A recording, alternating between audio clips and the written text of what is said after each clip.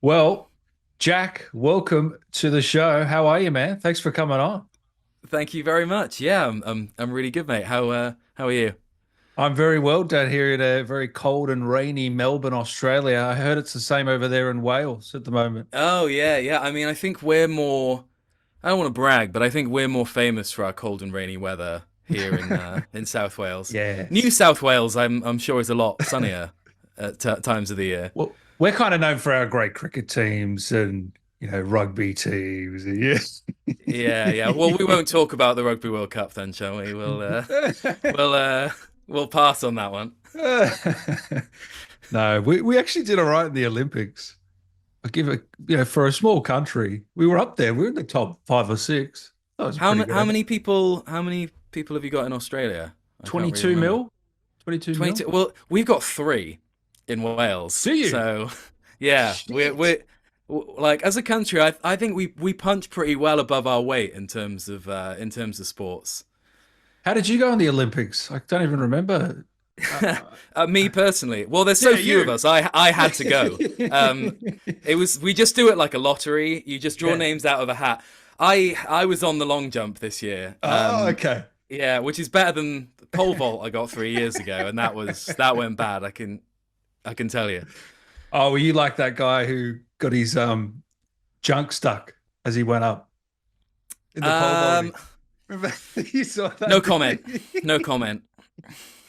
Hey, look, I tell No you what, we're comment. not good at breakdancing, sadly. Hey, Well, I mean, all press is good press, right? I watched her go from, I think it was 10K followers on Insta to about 300K in about a week. So that's not Yeah, bad. you can't buy that level of publicity, can you? No. No. So how you been, mate? It's you've been busy. And I tell you what, Black Myth, you put on a hell of a performance, mate. Congratulations. Oh, thank you. Yeah, I mean, it's been a bit of a trip to be honest. The last couple of weeks seeing the game come out, because I've been sort of recording on it for like probably 3 or 4 months altogether. Interspersed over that time, and I'm just so I was just so pleased that people had the same reaction to a lot of the game as I did when I was seeing it in the recording sessions. Because when we were recording on it, they we had pretty much The cutscenes. the finished visuals, Mm. which is not something I've often experienced as a voice actor. Most of the time, if you're recording it, if you're recording the original dialogue, you're recording just to a script with some context notes and things like that. So you're kind of relying a lot more on your imagination. Whereas this, all the heavy lifting for visualizing the situation and what was happening was done for you because they just had these absolutely incredible cutscenes. Um, I obviously only saw the ones that I was involved with, but when I started playing the game on the 20th, like that opening scene, I was just like, wow. And Pretty epic, isn't it?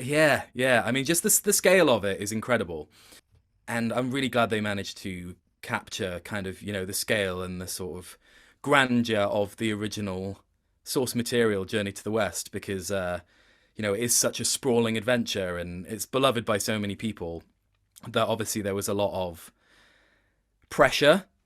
I'm sure on the developers' kind of heads with getting that right, and Mm. also kind of we felt that when we were adapting the game into English, there's a lot of responsibility because a lot of these characters are really beloved and Mm. really iconic, and they've been depicted by so many incredible people over the years, and we were faced with I listened to a lot of the game in the original Chinese. Those guys did an absolutely unbelievable job recording the script, and when we came to it, we wanted to do them justice. We wanted to do the original story justice. Bajie is a character that I've been aware of for a very long time, and so many people hold him very close to their hearts as a really kind of funny and iconic character, but with deeper layers to him as well. And we wanted to to honor that and, pay it the respect that it deserves, but also offer something new and something slightly different to the Chinese version. And yeah, I really hope that we were able to achieve that. It's one of my favorite games of the year for sure. So take me back. What's the first thing you do when you know you've got the role? Do you already have the voice down pat? Have you done your research? What's the turnaround there? First thing, probably scream running down the street. Um, no, but yeah, well, yeah, take Uh, a moment to celebrate, oh, because you have to. you know it can it can be a ruthless industry at times. You have to get used to uh, letting go of things. Mm. Um, I think something that's not taught to actors enough in training. You're always taught how to cope with being an actor, but a lot of the time, what you're not taught is how to cope with not being an actor, and that's the state that you will occupy 90% of the time, because you send out a lot of auditions. When you're lucky enough to be able to get yourself in a position where you've got stuff coming your way, 90% of it you're never going to hear from again.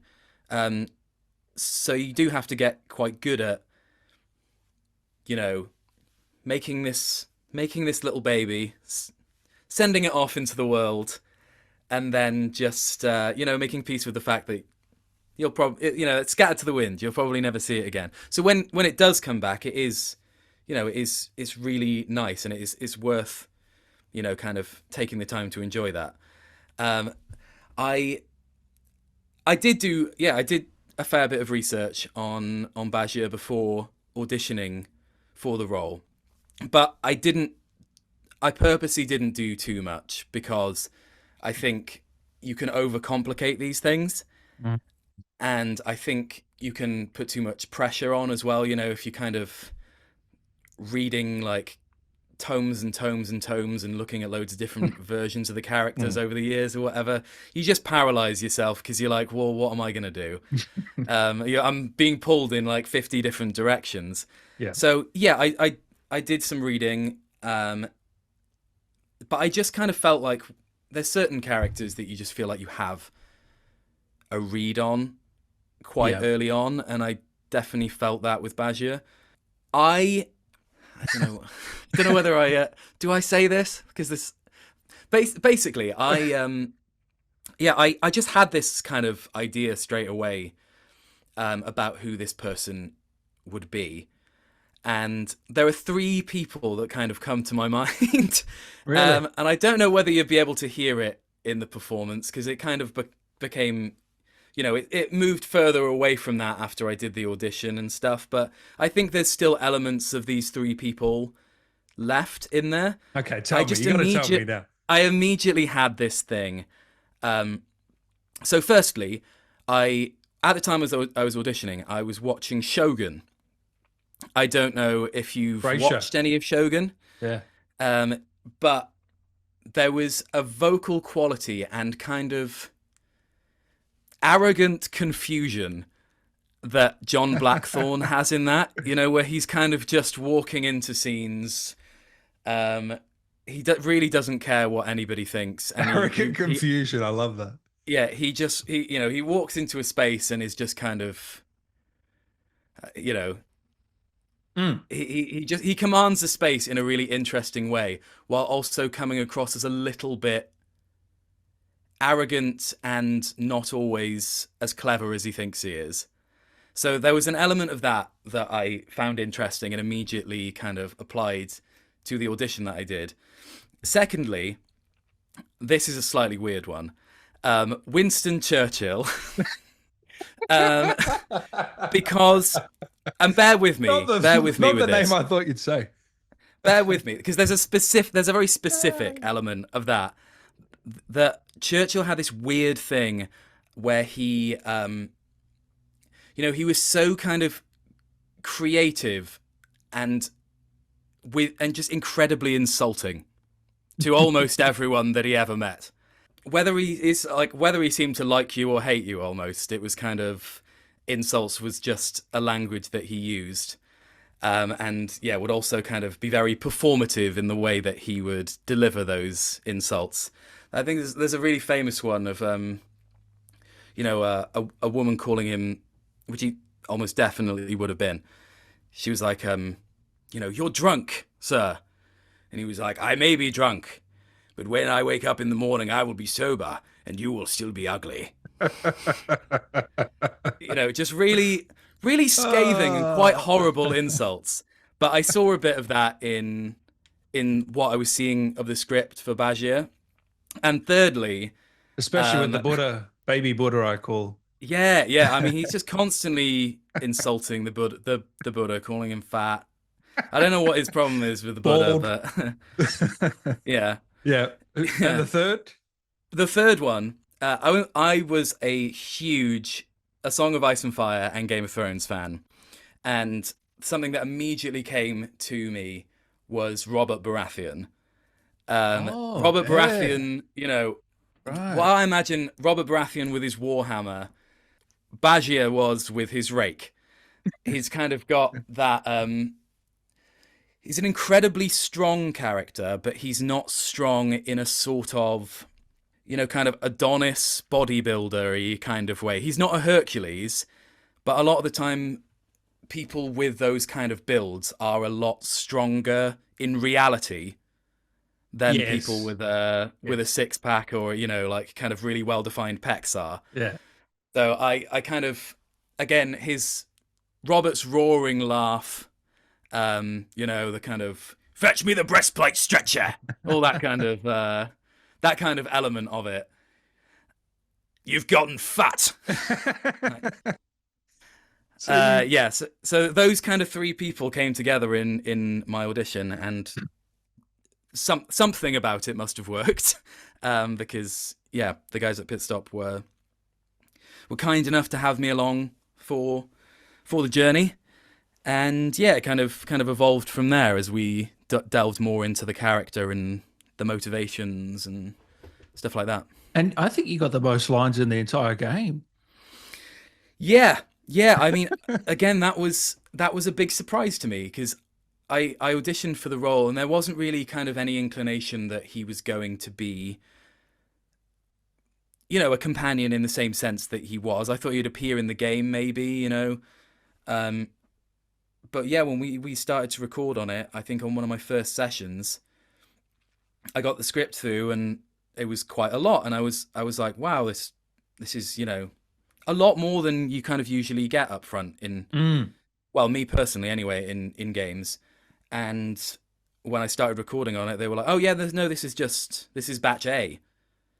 And I think we did batch D or E in the end, just keeping building on the script. And Shiu, who was kind of our main contact at Game Science, was yeah, she was like, essentially, yeah, you are one of the kind of main characters here, which I wasn't aware of until we got into the room. And yeah, I was just so kind of grateful and privileged to have been able to spend that much time with the character, because I think he's really fascinating, really interesting, and it's rare in almost any acting job, really, that you get to play a character has that allows you to do a bit of everything. Like there was, we got to laugh loads in the booth. There's some real kind of touching moments. There's a lot of kind of, crazy fight scenes. You're There's right. some There's real everything.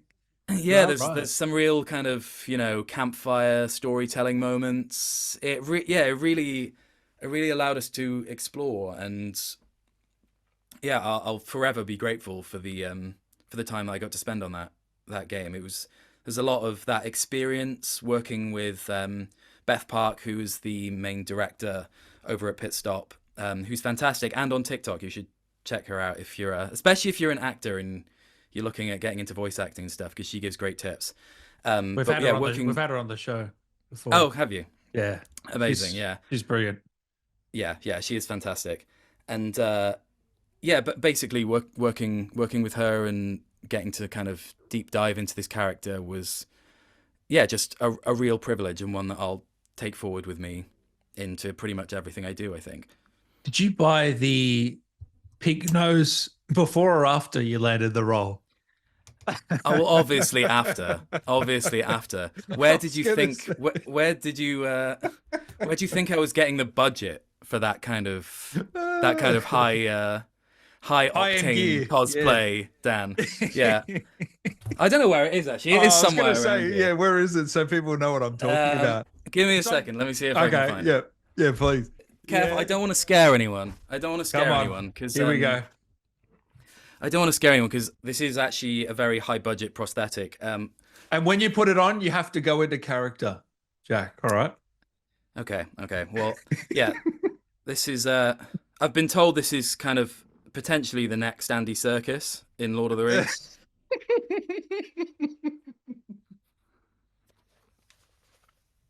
How's that for you? You like the nose? What's that I find line it about quite charming myself. the constipation line? What is that again? Yeah, this is yeah, first line of the game. First line, yeah, yeah. Falls off a thing, and what took you so long? Constipation? I was nearly cooked alive in there. Move it. Come Man. on, boy. Oh man, you're talented. You are a talented SOB. No, thank you, thank you. Oh, that's fantastic. So it was a purchase after the role, yes. Okay. Yeah. There was Oh, yeah, good. there So was I know you're a big Fallout fan, big gamer. So what's mm, it like when you're playing a game a few hours in and you meet one of your characters that you've delivered? What is that like? Triple A game, biggest game, one of the biggest games of the year. What is that feeling like? it's a thrill. You know, you don't. I'm not gonna try and sort of play that too cool and be like, you know, we're just doing the job, you know. But like, you know, as a lifelong gamer myself, it's an incredible privilege, and definitely the first couple of games that I did, there's a real sort of kind of I don't know weirdness about it, eeriness about it, because yeah, you know, it's odd to hear yourself in that kind of context because almost you know when I it was only a couple of years ago when I really considered that that was possible to do as a job. Like, Oh wow. I was, you know, so kind of disconnected. You know, you see people on TV, you see people in games and stuff, and like, obviously I was an actor before, but it just never really had crossed my mind that like that's something that people do as a career. You know, you work like there's people that just make a full-time living off doing the voices for games. And you know, I'd been to drama school. A I'd lot of kind of theatre. envisioned myself doing a lot of theatre, like film and TV as well. But it just never crossed my mind that games could have been one of those things. And you know, when I kind of sat down to think about it, like I love theatre. I'd love to go back to doing it someday. I love film and TV, but you know, was I as a sort of 6 year old, was I sitting at home poring over Much Ado About Nothing? No, I wasn't, but I was spending an incredible amount of time playing Ratchet and Clank or you know, Pokemon or whatever the things were. And those really in terms of media were the stories that I got the most engrossed with. Mm. Um Mm. and then yeah, it kind of, you know, came home that this is a medium that I know incredibly well. I've kind of, you know, witnessed the history of it from quite an early point relatively, you know, in its development. And now the kind of stories that we're able to tell and the cinematic nature of games will only mean that the performance becomes more and more important. Despite what some people will have you believe, I think performance will become more and more important Mm. as games go forward. I chanced into a couple of jobs over lockdown that I was able to kind of, you know, cut my teeth a little bit, and then I just got the bug. You know, it was all I wanted to do. It was getting to a point where I was getting other auditions from film and theatre and stuff, and I was either not auditioning for them or auditioning for them and kind of having like a finger crossed behind my back that I didn't get it because it would get in the way of me doing more Games. games VO, which is Mhm. where, and I was so excited about every possible thing that I could be working on in games, and I had that passion for, like film and TV and theatre, but at that time I wouldn't have swapped games for absolutely anything at all. So I made the decision that this is what I was going to focus on, and I've got zero regrets on doing that because it is such a liberating medium to be part of. I got quite frustrated when I was working as an actor because I felt like I was getting the same auditions through time and time again. What kind of characters? Like I was getting the sort of the nice, boring brother, like, like who's in two scenes or something, and Yeah, yeah, yeah. I get it. or I was getting, kind of, I don't know, food delivery boy, Yeah. uh, uh zero point 0.5 lines, um, which, like nothing wrong with that whatsoever. There's a lot to be said for there being no small parts, but I found myself quite. It wasn't the size of parts that I was frustrated with. I just felt like I had no room to be anything other than what I would just immediately appear to be to someone who sees a picture for 2 seconds and goes, "That's what they are," and that's all we're gonna ever send your way. In games, I've had the complete opposite experience. I've been able to play heroes, villains, like over a range of about 50 years and a dozen different accents. I've been able to be, like a dragon or like a zombie. Like my casting just suddenly was blown open in terms of the stuff that was available to me and the stuff that I could do. Like if if if it like the live action version of Black Myth Wukong, they're not getting me to be they're not getting me to be Bajie, I wouldn't have thought. Like there was liberating to be able to separate my vocal performance Mm. from my appearance, Oh yeah. um, which I think a lot of people can relate to, because it is, film and TV and theatre. There's no way around this. I'm not like blaming anyone in casting or anything. It's because we as humans, when you see someone, you do make immediate assumptions, um, and that's kind of a natural state, really. But if someone looks at a person, you immediately make decisions about weird things that you're not even actively thinking about, like would they be good in a fight? Would they be like, would like do they smoke? Do they you just immediately make weird assumptions about people purely based on their appearance. And this is a medium that allows you to completely divorce yourself from that and just offer a performance Mm. and be judged purely on that, which I've found incredibly liberating. So you've got the bug now. This is what you want to do for the next part of your career, for sure. Yeah, oh yeah, yeah, yeah, What yeah. kind of If aspirations do you have? Goals? Like, do you want to? Well, how does it work for you? you never really know what's around the corner, and Mm. it can be, it's easy to say, like, oh, I'd love to be, a main character hero in a sprawling RPG or something like that. But it's more, for me, it's more about whether I find the characters interesting to work on.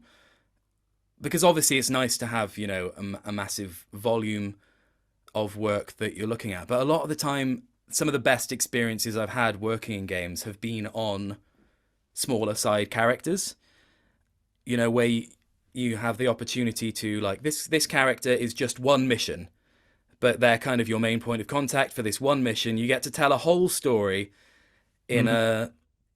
a kind of self-contained thing without having the pressure of being the pressure and sometimes the limits of being perhaps the main character or whatever, like if you're the player character, sometimes you're in a situation, where you have to kind of tread a bit of a line, because lots of people are making lots of different decisions, and your performance has to reflect, Mm. has to make sense whether someone's made this choice or this choice. Whereas sometimes when you're on a really specific kind of track like that, you can really go down a specific road and, kind of commit to a So, choice. what choice would you call Benji in Baldur's Gate 3? Benji is a choice. Yeah. Benji is I think Benji's probably the choice you would have made if you end up like Benji is not looking after yourself. How do you come Uh up? How do you come up with that in the booth? And who directed you on that? It wasn't Beth, was it? so Beth cast me in Okay. that. Um After, I'm sure she won't mind me saying, essentially after I pestered her. Um I I had, this was around the time where I was sort of still fairly early in my kind of career and having like anything booked that I could talk about. And I knew that Baldur's Gate 3 was being made, but it was kind of in the latter stages of development at this point. But I was very keen to be involved in any way that I could. And, I sort of kept Beth up to date with stuff that I was doing and stuff that I was working on. And she, yeah, very kindly found something for me to do. And I was incredibly grateful for that because, it's, she kind of trusted me to have a character that's a bit out there and just, go. I'd never done motion capture before, which we also did, performance capture for the characters. So it was a bit of a trial by fire, I will say, because, my first, we did Benji the second I went in. I did a couple of smaller characters as well, gnomes and things. Yeah, But yeah. we opened up straight away. It was Tilly Steele, who directed me, who's another great Okay. director over at Pit Stop.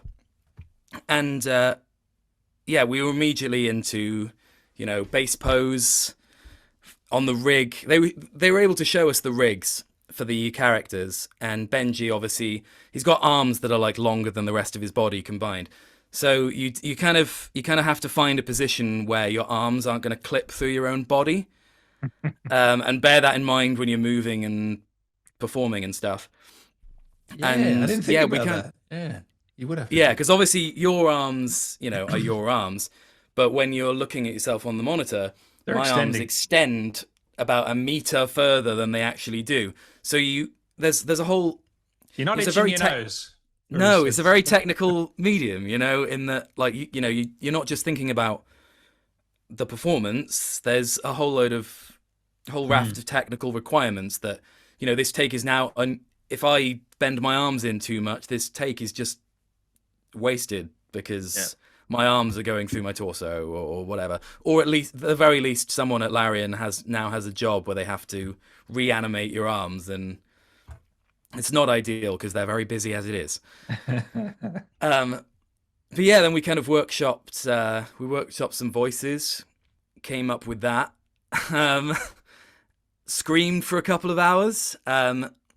That was definitely a lesson for me in yeah, you should never come up with a voice that you won't be able to sustain for at least 4 hours. And I did manage to Uh, sustain it, but I will say the next day I was a little bit like, ooh, this is this is a little sore. This is a little sore now. I won't But ask you to do it then. I mean, it's different doing it once or twice. Doing it for 4 hours. And I just have to think of something to say. Do you have any requests? Or... Um, what's that famous line he has about the cheese? I mean, I've got a terrible All right, memory. I'm yeah, sorry, you know yeah, it. okay. Yeah. Wait a minute. Let me think. What actually is You've it? forgotten it. I'm combining two of them together because there's the one about the brain juice, Yeah. and then there's throw Oh my yeah, name no, in no, I've there. got it. I've got it. I've got it. I've got it. I've got Throw it. Dan in there too if you can. All right. Dan Allen stinks of cheese between his piggy toes. Now There you I go. know why you Here, you can couldn't. keep that one. I know you couldn't sustain it. Now I know why. My goodness. Oh, Yeah. but do you when you were doing that voice, did you have to do take after take? Oh yeah. Yeah, yeah, Oh, yeah. yeah. Because it's like you're doing different takes. It's why it's so much work and it's so expensive to do, and why the guys at Larian and Baldur's Gate 3 should be Mm. applauded for the amount of this that they did across the whole game.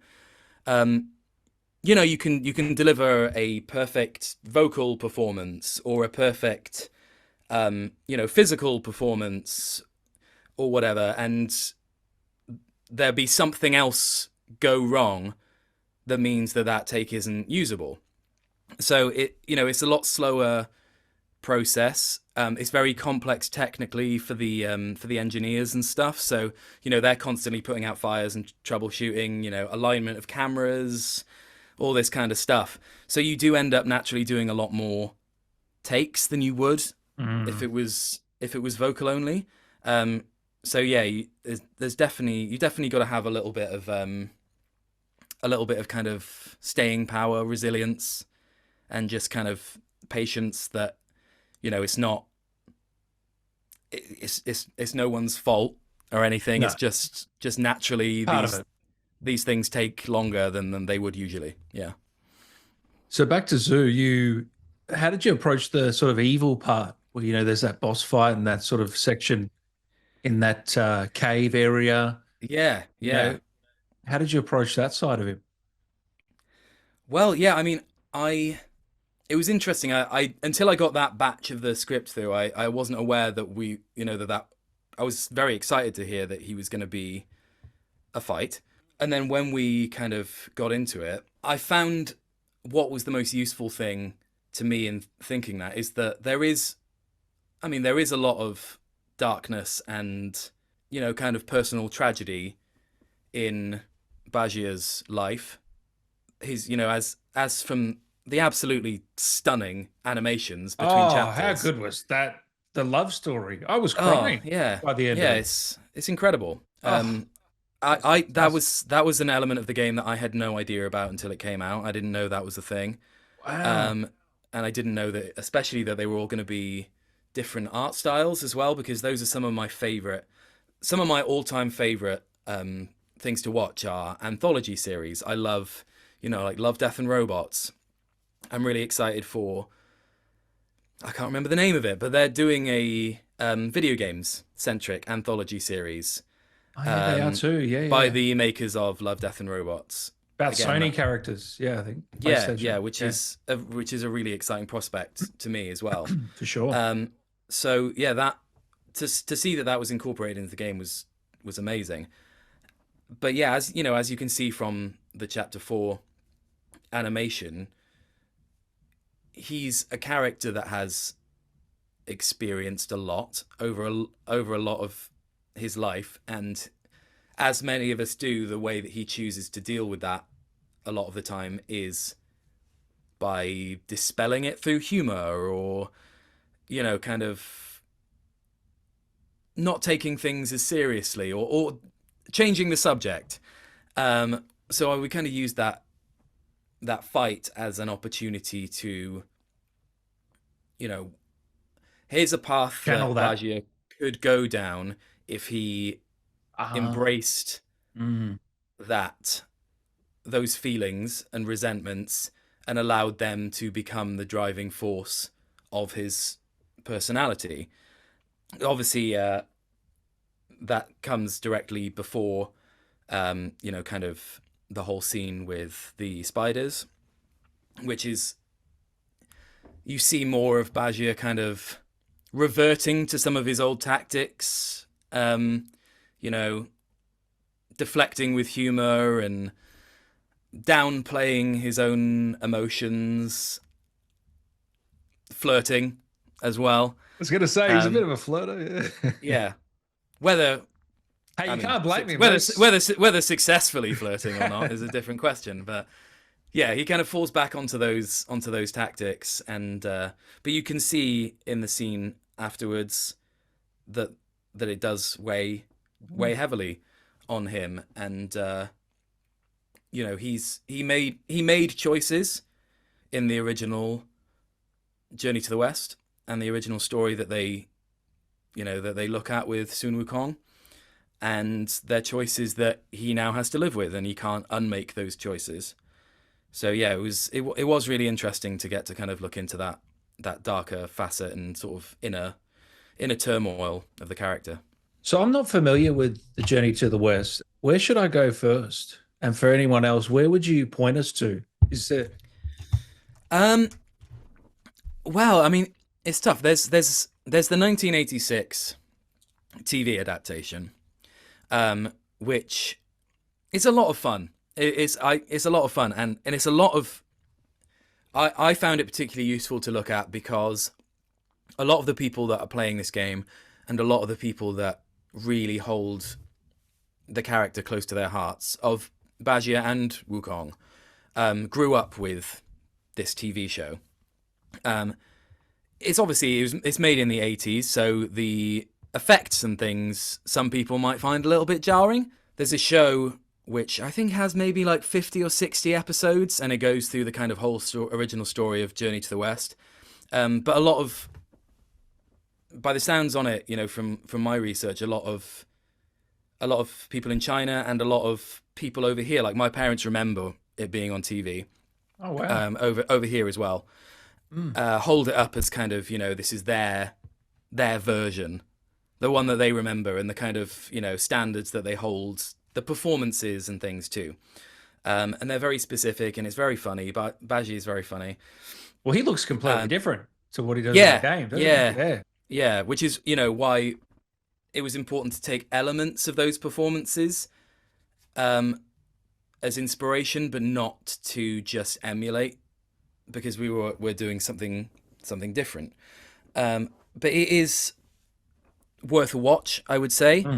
Also, there's numerous great you know, kind of literary adaptations of Journey to the West that are kind of more, I don't know, potentially friendlier than reading a whole direct translation from the original version. And also, I mean, but I think probably a lot of people would know a lot of the basics of Journey to the West if you've ever watched Dragon Ball, Of course. because Dragon Ball Of course. takes a lot, you know, Goku's kind of effectively based on Wukong.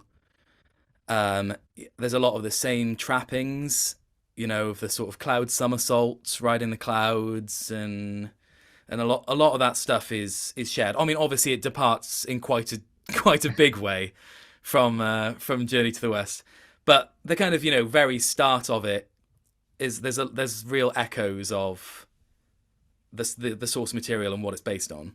You think Benji's a tough on the voice? Imagine going Super Saiyan, whatever it is up to now, 16. Yeah, I mean, definitely at times it felt like when we were doing fight scenes in Black Myth, it certainly felt like this is essentially Super Saiyan now. when you're screaming like "Eat my rake" for the 50th time that day, you're like, it definitely feels like it. Okay, I have to ask you, what's the standout scene? Have you beaten the game? No, because Okay. I haven't had as much time as I would like to play it. I was able to binge the first 2 chapters in a few days, but then I had to go work away from home and go on a trip that I'd already booked and things. So I'm just kind of getting back to it now. I am on chapter. What chapter am I in? As I've just getting to meeting Bajie. In the snow, yeah. Yes, Chapter 3. Yeah. yeah. So I've got a long ways to go, So I did have to jump forward a little bit and, kind of check out the scenes before I saw them in. I was seeing them in streams anyway, so I was like, well, I might as well just watch these standout scenes. Yeah. I really love. They're not really scenes, but there were some sections where if you just leave the controller alone for a while, Bajie will just kind of start telling you some stories. And I one of my favorite games of all time as well is the 2018 God of War. And I spent hours just listening to Mimir's stories. So for me, that was really exciting because there's a lot of shared DNA in those sections, and it was just cool to be able to, do something similar. But in terms of scenes, I love the scene in the flower field after the boss fight. The spider boss fight. That's one of my favorites. Yeah. Because I just think it's animated so beautifully. I think the whole kind of performances of the cast there and the balance of the music and everything. I just think it's really well composed and really emotive. I don't think I even say anything in that scene, but we did dub the scene just for breathing. And I remember recording it, and just kind of, sinking into his breath and just essentially just letting the scene play out, and they literally just recording it for like ambient breath of the character. And I just remember just finding it really incredibly moving, actually, and being just a perfect kind of display of what I understood the character to be when he actually let the guard down a little bit. And I also really love, there's a scene just before, I mean, this is again a spoiler, but it's quite close to the end of the game before the Destined One gets Wukong's staff, which is basically in a cave. It was the last time that Bajie had seen Wukong, and he kind of takes a moment and sits on a rock and kind of impersonates Wukong a little bit, and it kind of feels like the moment where Bajie kind of accepts that these are memories now, and that he's probably not going to come back. Mm-hmm. Yeah, I think the relationship between Wukong and Bajie is really, really interesting, and it's an interesting example of male companionship. I think Bajie really reflects a kind of thing, a kind of feeling that a lot of male friends occupy, in that, it's that really, really having sort of deep feelings and kind of a bond with, like your friends, your brothers, but never really saying it or admitting it. Yeah. But showing it through. But they both know insults.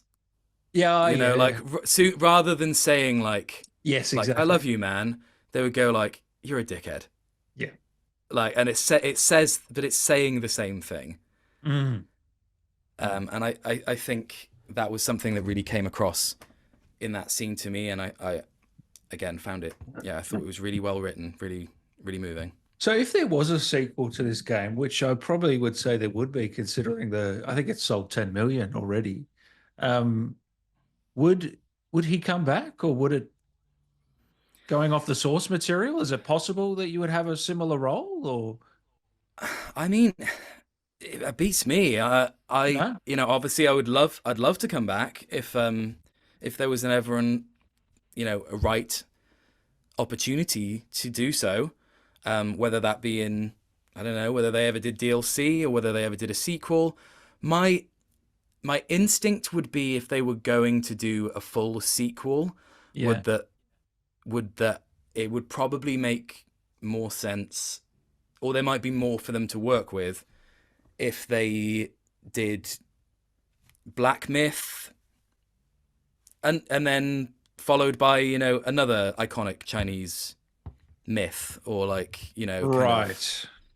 Right. Because I mean, if you take if you were to make Black Myth, an IP, you could put anything after it and there's such a wealth of Chinese stories and mythology and lore and Yeah, so true. history that you could give this kind of treatment to.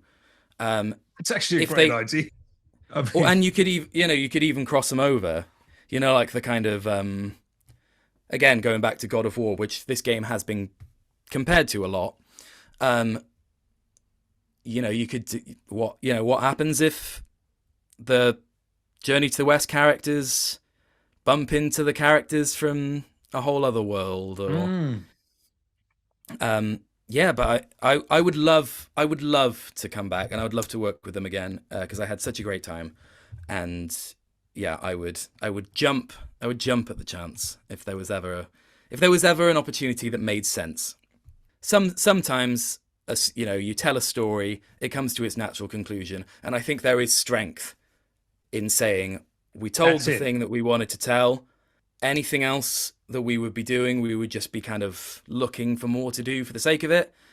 Um, I think, yes, with those things, there's strength in going, this was a really good thing, and only doing more if you've got the idea, or you've got something that you really want to explore or tell. Tell that to Fast and the Furious, Jack. It has to come to an end, that series. Although I always go, so maybe I'm the idiot. I'm always seeing it. So Well, bums on seats, that's bums on it. seats. They're gonna do it. So you I think that? haven't I haven't seen one for a long time of Fast and Furious, though, I will say. So I can't comment whether they should be stopping or not. Maybe I'll watch them all this weekend, and I'll be clamoring for 5 more. Yeah. So you probably think that it'd probably be Black Myth something else rather than a Black Myth Wukong 2. Well, based Yeah. based on my absolutely zero No, knowledge I whatsoever, know. Yeah. I We're speculating I here. Yeah. I mean, I think there would be a very good chance that they might want to do DLC or something. Mm. Again, I'm just thinking that purely from a. I'm sure there's lots more Journey to the West that's ripe for exploring, or stuff that they wanted to fit in the game that they couldn't, which might make sense as an extra little adventure with Wukong and Bajie. But I think that both would be equally well received, actually. Mm. I think they've proven that they can do and adapt a very iconic story into something that is very interesting and very visually unique, and has brought it to a new audience. I think they'll probably only be emboldened by the success that they've seen to go even further next time. And maybe there's Journey to the West is probably, I would say, the most iconic of the kind of Chinese myths. It's the one that most people kind of know of. But there's probably dozens more incredible ones that are lesser known outside of China, that would be fantastic to see brought into the modern day and explored. I hope we see that. Shit, they're onto something. Game science. They're going to be big. If they're not already, man. And look what they've done with this game. Hell of a game, got to say. I didn't even find it too hard, to be honest. No, it's I'm going all right. like, full disclosure, I'm not particularly good at like Souls from Software kind of games. I enjoy them, but I don't have the tenacity required Yes. To spend too much time with them. I played Demon Souls. I got Beat it? maybe like halfway. No, okay. And no, no. And I was just getting flattened, man. I was just getting absolutely flattened. Um, Whereas this game, I think, is kind of my perfect balance for this, um, because it's challenging, and you know it rewards playing tactically rather than just sort of hammering away, and Respecking and stuff. Yeah.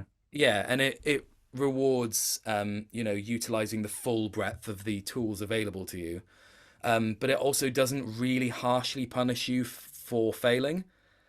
Um, and I didn't. So with that aspect of it, I didn't mind trying bosses again because I didn't feel like it was really penalizing me Yeah.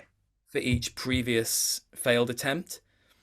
It wasn't sending me down a gauntlet of like Of minions, yeah. 5 minutes of minions that you Mm. couldn't dodge or roll past.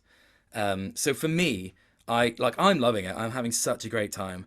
Um, I think the longest I've been stuck was What the boss? Tiger Vanguard. Yeah. Um, He's a pain, that really. that had Yeah. me for a while. But saying that, like a while was probably like, 3 or 4 oh no, way more than that. more. Okay. Way more than that. Sorry, Like that a was while, 3 or 4. that was me. Three Yeah. or four is 3 or 4 is me. That's me nailing it. That's me doing well. Uh, I probably, Ah. I don't know. Like, to be honest, the Tiger Vanguard was probably like 20. Nah, that's fair enough. I probably fought that guy about But you 20 probably times. weren't leveled enough. You probably weren't had done something. Yeah, that would You be know the what I mean? reason. That would be the Yeah. reason. It's definitely Yeah. not a skill issue. Yeah, but Wait till you get to the secret ending boss. He's tough. I'll tell you what, he's tough. yeah, yeah. I assume I know who that is because I think I'm in that scene. Um, but yeah, I think I'm in that scene. I think I'm in it. Unless that's just the normal ending. I don't know. Oh, yeah, I Yeah, think but you are. You are in it. the but yeah, I found it weird because like yeah, some like that would have me like pinned down, Mm. and then some of the others that I guess it's just different to each individual and how you kind of play. But then other bosses, I would then go through and beat 5 in a row, like without dying, and then get really stuck on another one that supposedly is like the easy one, and then the one that people online are going like, this guy is impossible. Like then is it the Mad Tiger or something? Who's like a bit later on. Yeah. In the Beat him secret first time. area. Yeah. Like no problem. And I was expecting that one's gonna like completely ruin me the way that they're worse than the Tiger Vanguard. So what are your Mount Rushmore of video games? Top 4 of all time. Fallout, one of them. Fallout 3. Probably, my number one 100% is Mass Effect 2. Mass Effect 2 is if I had to push to pick a number one, it would be that, because for me, with games, the narrative is mainly what I'm there for. That's if the narrative is good, there's a lot that I will forgive. And Mass Effect 2, I think, is the perfect example of building a team. It's just, it feels like a massive heist movie where you're building your team, you're fixing their problems. I think they're all just so well written and performed. Ah, And I think brilliant. that era of BioWare writing is just unbelievable. And I also think Mass Effect is just one of the best settings. Like the sci-fi is so well written, and I absolutely love it. So that You would like definitely 3? be. Do you like 3? I really liked 3. Yeah. I mean, I've got criticisms. like most people do, because people have been famously quiet about their criticisms of Mass Effect 3, obviously. But Yeah. yeah, I No one, yeah. You're the first but I person. I still think for like 90% of that game is fantastic. Like Yeah. I still think the writing's shit hot, the performances, like, you know, like, oh, just the voice acting I think is some of the best I've heard anywhere. Like Mordin, Garrus, like Yeah. all of those guys. I loved spending time with them, and I could replay it again every couple of years and be completely happy doing so. How many faces are on Mount Rushmore? You got 4? 3 left. You got 3 4. left. Yeah. All right, so Mass Effect 2. Yeah. I Which think is a great choice. Great choice. I think Fallout 3 has to be there. Yep. For me, because it was the first game that I like properly obsessed over, and like, you know, I there was about a period of about 6 months where I would go to school, come back, immediately load up Fallout 3 until going to sleep way later than I should. Sometimes waking up half an hour before school and playing it then as well. Oh, that's Like commitment. I was Nice. there was a point where I was effectively living in the capital wasteland. So But that, man, that they're the definitely. best days, man. They're the best days. Oh yeah, like I got such fond memories of all of Mm. that. Yeah, I love it. But to be honest, I've loved all of the Fallout games I've played. I loved 4 as well. But Yeah. 3 was the one that I was really, really obsessed with at the right age. So Fallout 3, yeah, we'll put Fallout 3 there. Now, So you've started off pretty shit hot, first 2, but how are you going to close it out? 2 to go. yeah, that's tough. Do I keep going for narrative games, or do I Go with your heart. mix it up? Go with your heart. Don't have to mix anything up. Go with your heart. Because I could go for one that has brought me and my friends the most laughs over the years, but I feel like I'm gonna get ripped if I say it. What is it? Come on. It's Fortnite. It's Fortnite. You are like- going to get ripped for that. Yeah, I feel like I'm gonna get absolutely destroyed for that. No, that's fine. That's fine. But Perfectly me and my 2 pals, fine. over, who are all, I should say, almost 30. We basically, it was like one game that we all had and that was free, and none of us were very good at online games, so we would just, like, it started out in lockdown. We would just go on trios on that, because the difficulty was, we were going on games like, you know, COD or Warfare or whatever, we're just getting annihilated. Just getting annihilated. Like, we were just getting absolutely, like, you know, we're like the 98th to die out of the 90. We're ranking 98 every single time. I'm not even getting feet on the ground sometimes. Whereas when we were playing this, we were just completely not taking the competitive aspect of it seriously whatsoever. Just driving around, just driving each other off cliffs. You know, just really irritating each other essentially, and it just became, over lockdown, like a sandbox fuck around game for us. And we've probably sunk more hours into that than almost anything else. Which I probably shouldn't admit as a self-confessed gamer, but it is. To be honest, I've never laughed during a game more than playing that with friends. Yeah. So that's, I don't know whether I want to put it on my Mount Rushmore though, but Well, let's hold it off. Keep going. We'll hold it there in placeholder. I tell you what I'll put on there, which again is a narrative thing.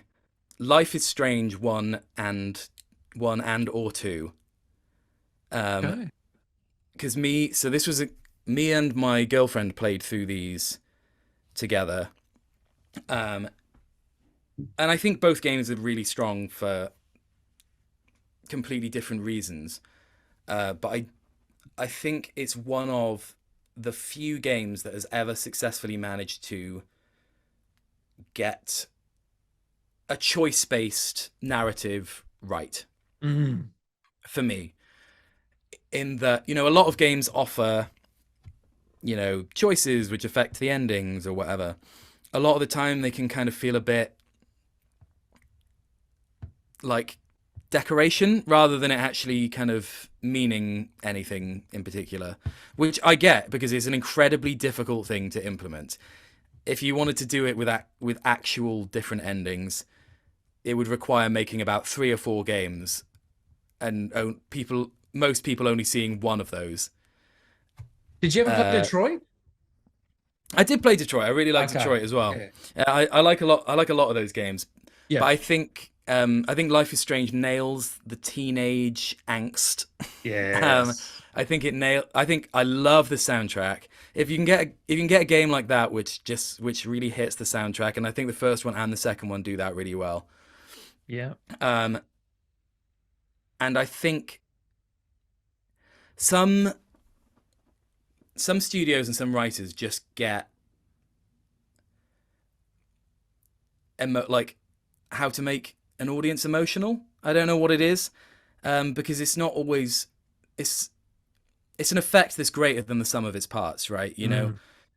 Like you could take any one of those elements and you split them all up. Maybe you wouldn't be like blown away by them, but there's something about the cohesion with the way that it all comes together that is really stuck with me all those years since, and the way that it made me feel at the time with both of them, actually.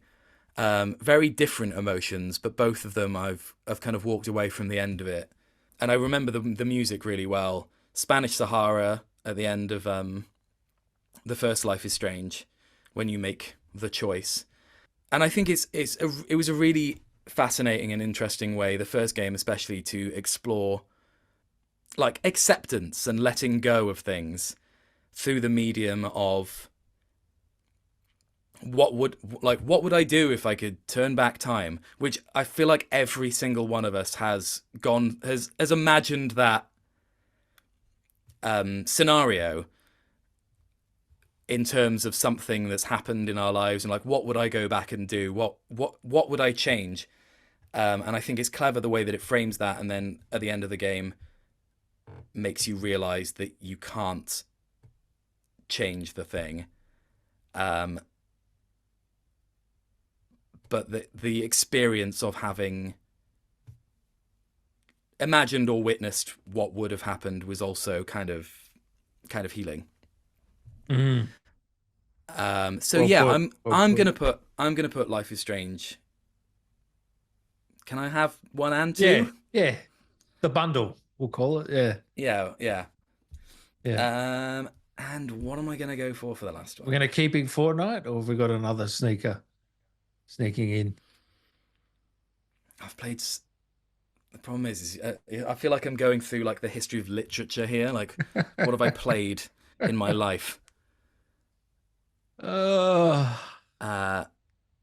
Oh, do I go for like a PlayStation game or a PlayStation 2 game, or do I throw it back? I like Well, the I've got Mass Effect 2 and Yeah. I've got Fallout 3, which I feel like are both respectable Yeah. picks. Yeah. Um, Very respectable. Life you is know, strange. you know what? Yeah, life is pretty damn strange, and because life is strange, I'm gonna choose Fortnite, and I'm not gonna shy away from that. Good on ya. He's gone with his heart. Come get me. Thank you, Jack, for taking some time today, mate. I really appreciate it. It's been great to chat with you. Thank you so much, dude. Is there anything you want to say to the fans? I mean, just thank you for kind of being so nice. Every kind of interaction I've had about Black Myth or otherwise, everyone has been incredibly supportive, and lovely. And if you are interested in keeping up with some stuff that I've been putting out about Black Myth and Journey to the West and Bajie, I'm putting out some kind of detailed backgrounds on the characters from Black Myth Wukong on my TikTok, which is Jack Ayres Voice, and also on my Twitter and Instagram, which is @JackAyres71. So if you're interested in learning more about some of the characters, or you just want to hear some fun voiceover stuff, then feel free to follow me over there. And Jack, who would you rather fight in a steel cage? Paul McCartney with a lightsaber or Predator with a whisk? I remember this. No one gets this except for you and me. I would rather fight Paul McCartney with a lightsaber, and I'll tell you for why. Because I think that Predator, he's gonna run over and he's gonna mash that whisk through my skull before I've even done anything. Like, I'm not even gonna get a move in. He's gonna have he's gonna whisk my eyes. He's gonna have whisked my eyes out. Whereas Paul McCartney, I reckon there's a good chance I can boot that lightsaber out his hand. I'm sorry. I reckon I'm holding his arm out and I'm judo flipping him over, and then I'm gonna say thank you for Hey Jude, thank you for the entire Beatles back catalogue. Oh, you're gonna kill him? I didn't know you had to actually kill him. It's to the death. It's to the death. Is it? Oh, it's to the death. Shit. I wouldn't take the Predator even if I had a lightsaber. No, but I will. The Predator definitely doesn't get the invisibility and stuff. He gets like just the whisk. What about Paul? And he can't bite you either. He has to use the whisk. Paul with 2 lightsabers or Zhu with the rake? Oh, that's tough because if there's two lightsabers, I can't get on one side. That's what I'm saying. Yep. Is it like a Darth Maul one, or has he got 2? He's got 2, one in each hand. Yeah. Shit. What color lightsaber does Paul McCartney have? Red. Red. Oh God. God, he's bleeding them kyber crystals. Okay, you're a Star Wars nerd. We figured that out. I would still go for Paul. McCartney, I think. Yeah. Okay. Paul. And I'm just gonna have to hope that I'm fast enough. Yeah, which I'm not. Maybe a drop kick into the shin or something, or it'll be quick if nothing else. I feel like it'll be quicker. Thank you, man. Can I is there something Zhu can say to Dan one last time to round this out? Sure. Let me have a think. You want like a catchy sound bite or? Just know this will be replayed many times. So whatever you do, just I'll give you that warning. All right. Okay. Join me, Dan, on our journey to the west! Come on, boy! We've got some fighting to do! Do you have close neighbors by any chance? They're used to it. They're used to it. I've got people downstairs who are probably going, oh God, here we go again.